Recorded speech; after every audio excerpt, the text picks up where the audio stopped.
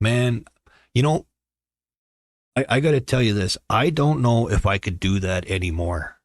And I don't know if I had mentioned this once before in a live stream, but when you mentioned this whole grab your wallet, just out of fear that you're officially getting old now.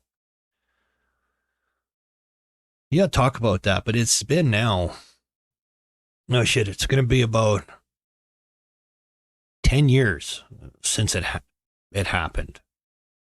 Yeah, it's got to be about 10 years now.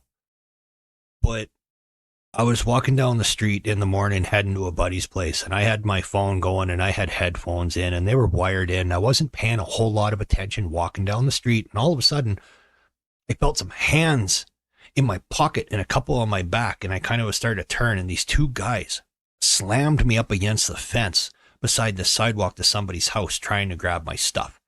Well, they picked the wrong guy for a couple of young guys because my first instinct was to fight, not to run. So I shoved these guys and start going, and I'm looking at them quickly and trying to quickly assess. And I'm like, I know one-on-one I can take either one of these guys, but I'm not too sure about two-on-one at the exact same time. I'm like, I got to separate these guys. And the one guy wasn't sure because he was shorter than I was, so he backed up a little bit, which left the one guy available, and I grabbed a hold of him just as a city bus was roaring by, and I threw his ass out, trying to throw him in front of that bus. And I threw him too hard because I threw him just past the bus as it roared on by.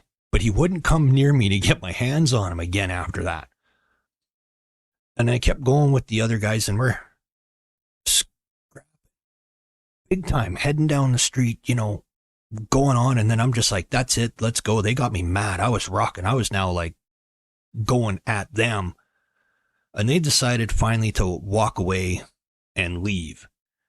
And I'm sitting there and I'm starting to cross the street, and I heard a step, one loud step behind me, and I quickly turned around, and this guy had swung a full whiskey bottle as I turned around, and he hit me square in the top of the head. And man, it was just instant flash, black. My knees were buckling. I was going down. The blood, man, he busted me open good. I was bleeding right away like crazy, and I started to drop. But I caught myself before I hit the ground, and I stood up. And this guy then, he booked it. They didn't want to go no more after that, and I didn't quite fall down. But I mean, I was bleeding. I was about to go unconscious, so I'm trying to call an ambulance. And they finally get there. And the police are there, and the ambulance is there, and the ambulance is trying to get the blood off me so they can see me and see where I'm cut and hurt. And the cop comes to the ambulance right away, and he sticks his head in the door as I'm sitting there, and there's weapon on me. And the first thing he says is, "Can you tell me what they got?" And I had this big shit-eating grin on my face, with blood still coming down. And I'm like, they got nothing, So then, of course, the description and all that. But I go to the hospital and get checked out and everything. And of course, I got a massive concussion from getting whacked with that bottle, and they were worried about maybe a skull fracture. But here's the best part. I'm giving my description of the events that happened, and the officer taking my statement was using a digital recorder. And I told him everything, every detail, even when I grabbed the guy and I seen the bus coming and I threw him out in front of the bus, and I gave the whole statement and everything. And the cop looked at me and he said, "That was excellent. That's a perfect statement. We can use that to get them, no problem." He's like, "Just one thing." And he deleted the digital statement in front of me, and he's like, "Can you say that all over again, but don't mention about purposely trying to throw the guy in front of the bus, because I know the prosecutor here and they will charge you." I was like, man, we need more cops like that guy. So that was great. They ended up getting them. And they ended up being people that somebody had been looking for a long time. But man, that was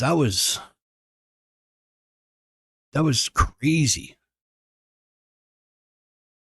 But I did it. I got out of it. It was bam. But I liked the way he treated it in the end. Like, he's like, "Man, this one thing, delete, do it over again." It's crazy. Oh, yeah, they did it at the hospital after I'd been cleaned up. It had been a few hours after the incident. But they try and get that as quickly from you as they can, right? Because they want to find these guys. And before, I barely got out 2 items on a description, and they knew who they were right away. I mean, it wasn't like these were random people. These were known troublemakers. They've been trying to get them for a long time.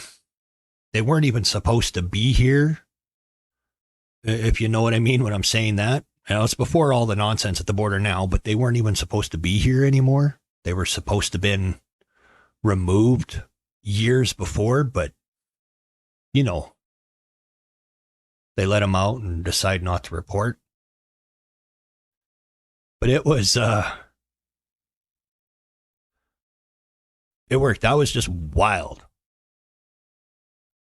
I mean, but that was one, man, oh man. Oh yeah, they were known. They actually had deportation orders. So it was, but I was just the fact, I'm just like, I didn't go down. No, they didn't get anything.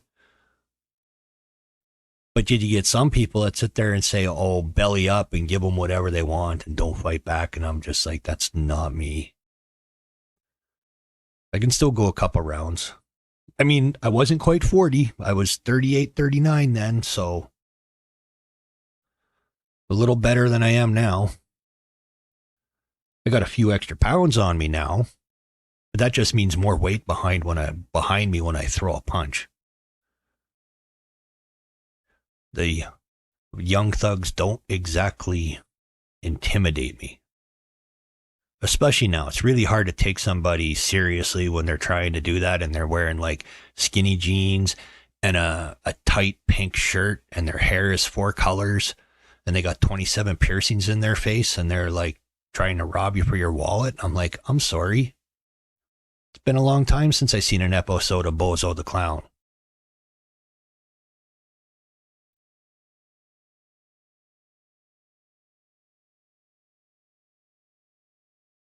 I did what I could.